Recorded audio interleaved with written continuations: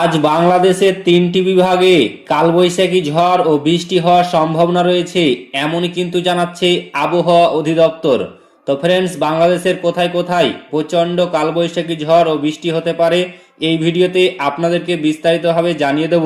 অবশ্যই ভিডিওটি শেষ পর্যন্ত দেখবেন।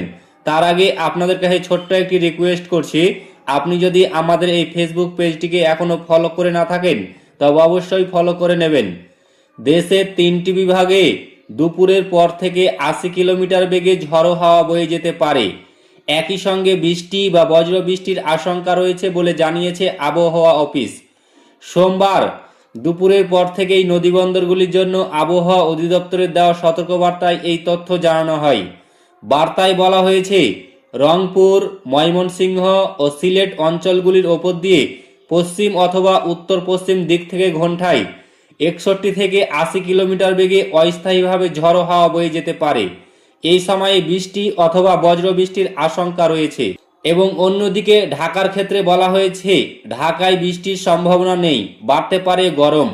রাজধানীর আকাশে সকাল থেকে আংশিক মেঘলা আকাশ দেখা যাচ্ছে, তবে মেঘ থাকলেও আপাতত বৃষ্টির কোনো সুখবর নেই ঢাকাবাসীর জন্য।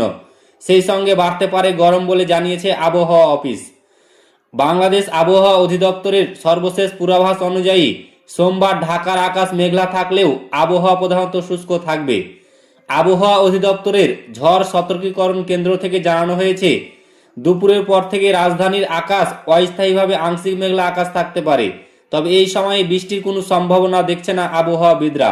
দিনভর আবহাওয়া প্রধানত শুষ্ক থাকবে এবং রোদের দাপট বজায় থাকবে।